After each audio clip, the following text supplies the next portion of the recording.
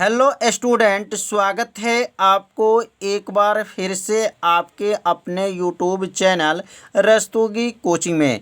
आज के इस वीडियो में क्लास 12 के भौतिक विज्ञान अभ्यास 10 को जो है शुरू किया जा रहा है। तो अभ्यास का नाम क्या है? तरंग प्रकाशिकी है। तो तरंग प्रकाशिकी को एक एक हेडिंग को जो है आप सभी विद्यार्थी अच्छे से समझिएगा।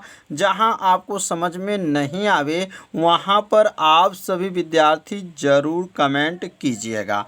तो इस चैप्टर का पहला जो हेडिंग है यह है प्रकाश। अब प्रकाश क्या होता है, तो प्रकाश की परिभाषा क्या है और प्रकाश की प्रकृति क्या होती है, पहले इसके बारे में समझेंगे। तो प्रकाश एक प्रकार की ऊर्जा होती है जो विद्युत चुम्बकीय तरंगों के रूप में चलती हैं। उसे क्या कहते हैं? प्रकाश कहते हैं। तो यहाँ लिख लेंगे प्रकाश एक प्रकार का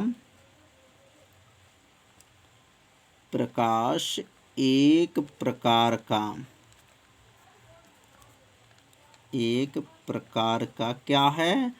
एक प्रकार की ऊर्जा होती हैं। एक प्रकार की ऊर्जा होती हैं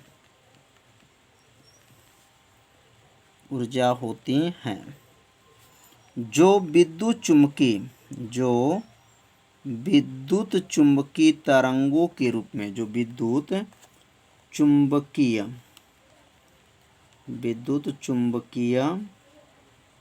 तरंगों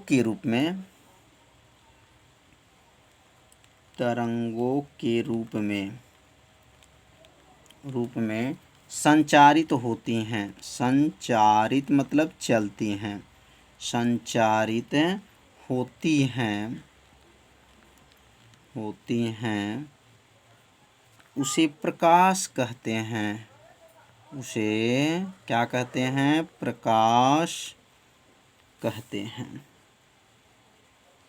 कितना आसान परिभाषा है, इसे 2 बार बोलिएगा, परिभाषा क्या होगा याद हो जाएगा। प्रकाश एक प्रकार की क्या होती हैं? ऊर्जा होती हैं। प्रकाश क्या है? एक प्रकार की ऊर्जा होती हैं जो विद्युत चुम्बकीय तरंगों के रूप में संचारित होती हैं, उसे प्रकाश कहते हैं। अब हम लोग पढ़ेंगे प्रकाश की प्रकृति। प्रकाश की प्रकृति क्या होती हैं? तो हेडिंग नोट कर लेंगे। अब यहाँ पर प्रकृति इसकी, प्रकाश की प्रकृति क्या होती हैं? मोस्ट आईएमपी क्वेश्चन है, प्रकाश की प्रकृति। तो प्रकाश की प्रकृति क्या है? तो प्रकाश की प्रकृति जो है वह निम्न है। क्रमशः 1-2 करके आपको बताया जाएगा और आप सभी विद्यार्थी इसे अपने कॉपी में ज़रूर नोट करते चलिएगा, जिससे आपका एक नोट्स भी बनता रहेगा। तो प्रकाश का जो है प्रकृति क्या होती हैं, तो लिख सकते हैं प्रकाश जो होती हैं वह सीधी रेखा में चलती हैं। प्रकाश किस रेखा में चलती हैं? सीधी रेखा में चलती हैं। तो लिख लेंगे, पहला जो लिखेंगे प्रकाश की प्रकृति जो होती हैं, तो पहला में लिखेंगे प्रकाश सीधी रेखा में चलती हैं। प्रकाश किस रेखा में चलती हैं? तो सीधी रेखा में चलती हैं। सीधी रेखा में चलती हैं। कितना आसान है। पहला प्रकृति क्या है? प्रकाश जो होती हैं वह किस रेखा में चलती हैं? सीधी रेखा में चलती हैं। दूसरा इसकी प्रकृति क्या है? प्रकाश निर्वात में भी गमन कर सकती हैं। प्रकाश मतलब हवा में या वायु में चल सकती हैं। लिखेंगे प्रकाश निर्वात या हवा में, प्रकाश निर्वात या हवा में क्या कर सकती हैं? हवा में चल सकती हैं। प्रकाश जो है निर्वात में भी या हवा में, दोनों में क्या कर सकती हैं? चल सकती हैं। तीसरा जो होता है, तीसरा इसका क्या है? प्रकाश की किरणें परस्पर अनिर्भर होती हैं। प्रकाश की किरणें जो हैं परस्पर क्या होती हैं? अनिर्भर होती हैं। तो तीसरा लिख लेंगे यहाँ पर, प्रकाश की किरणें क्या होती हैं? प्रकाश की किरणें परस्पर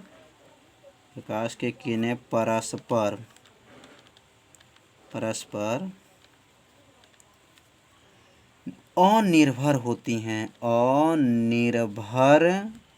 अनिर्भर होती हैं, मतलब वह निर्भर नहीं होती हैं, अनिर्भर होती हैं। प्रकाश की किरणें परस्पर अनिर्भर होती हैं। और चौथा जो होता है, इसकी प्रकृति क्या होती है, प्रकाश का परावर्तन होता है। प्रकाश का क्या होता है, मतलब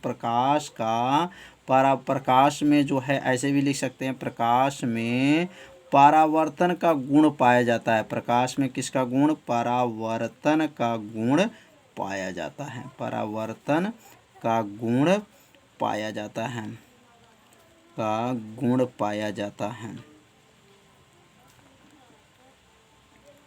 पाया जाता है। तो समझ में आ रहा होगा। तो यहाँ 4 जो इसकी प्रकृति बताया गया, प्रकाश में परावर्तन का गुण पाया जाता है।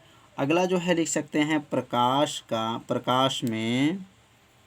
पांचवा लिख सकते हैं, प्रकाश में अपवर्तन का गुण पाया जाता है। प्रकाश में किसका, अपवर्तन का गुण पाया जाता है, अपवर्तन का गुण पाया जाता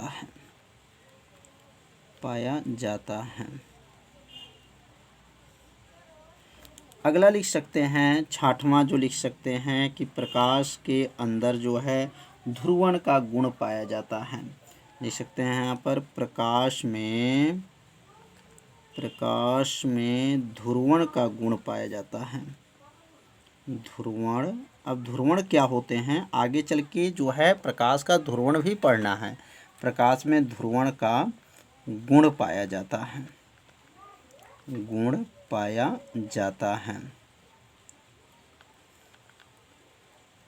जाता है। अगला लिख सकते हैं, सातवां जो लिख सकते हैं, प्रकाश में व्यतिकरण का गुण पाया जाता है। प्रकाश में व्यतिकरण, ये भी आगे चल के पढ़ना है, व्यतिकरण क्या होते हैं। तो प्रकाश में व्यतिकरण का गुण पाया जाता है,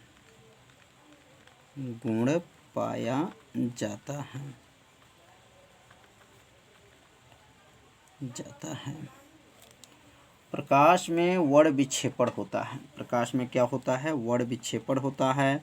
प्रकाश में जो है विवर्तन का गुण पाया जाता है।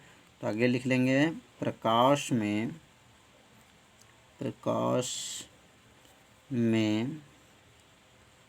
विवर्तन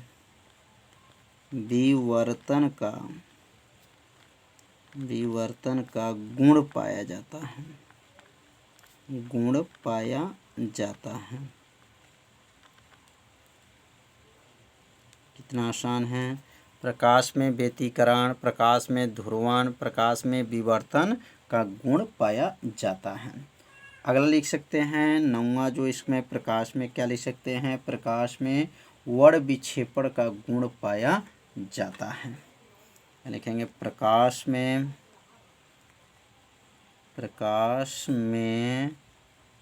वर्ण विक्षेपण, वर्ण माने क्या होता है, कलर, रंग, वर्ण विक्षेपण का गुण पाया जाता है। अब वर्ण विक्षेपण कैसे होता है, मतलब प्रकाश में कैसे वर्ण विक्षेपण पाया जाता है, तो पिछले वीडियो में हम लोग पढ़े थे प्रिज्म। जब प्रिज्म पर जब प्रकाश की किरणें को आपतित किया जाता है तो वह श्वेत प्रकाश जो है 7 रंगों में क्या हो जाती हैं, विभक्त हो जाती हैं। इस घटना को ही क्या कहा जाता है, वर्ण विक्षेपण कहा जाता है। तो प्रकाश में वर्ण विक्षेपण का क्या लिख देंगे, गुण पाया जाता है।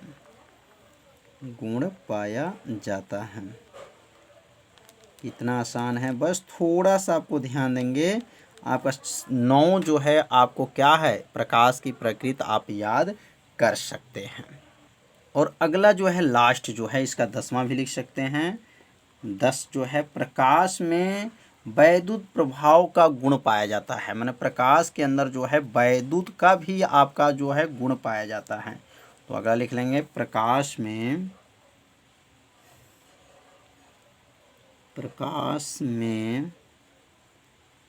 में वैद्युत प्रभाव, प्रकाश में वैद्युत प्रभाव का गुण पाया जाता है, वैद्युत प्रभाव का गुण पाया जाता है, गुण पाया जाता है।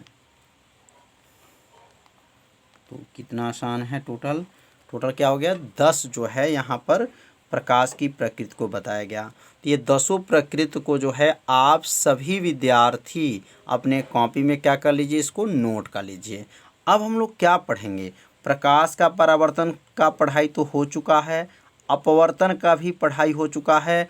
अब हम लोग पढ़ेंगे प्रकाश में ध्रुवण क्या होता है, प्रकाश में व्यतिकरण क्या होता है, प्रकाश में विवर्तन क्या होता है, प्रकाश में वैद्युत प्रभाव क्या होता है। इतने प्रश्न में से जो है हर साल के बोर्ड में एक प्रश्न जरूर पूछा जाता है। तो प्रकाश के अब हम लोग ध्रुवण, व्यतिकरण और क्या पढ़ेंगे, विवर्तन और वैद्युत प्रभाव के बारे में अब अध्ययन करेंगे। तो पहले आप सभी विद्यार्थी इतने अपने कॉपी में पहले क्या कीजिए, इसको नोट कर लीजिए। और नोट करने के बाद से जो है दूसरे भाग में जो है इसके जो है प्रकाश के ध्रुवण, व्यतिकरण, विवर्तन और वैद्युत प्रभाव के बारे में बताया जाएगा। तो आज के वीडियो में जो है इतना ही रहेगा, कल वाले वीडियो जो है देखना मत भूलिएगा। तो आज का पढ़ाई इतना ही, मिलते हैं अब अगले भाग में, तब तक के लिए सभी विद्यार्थियों को नमस्कार।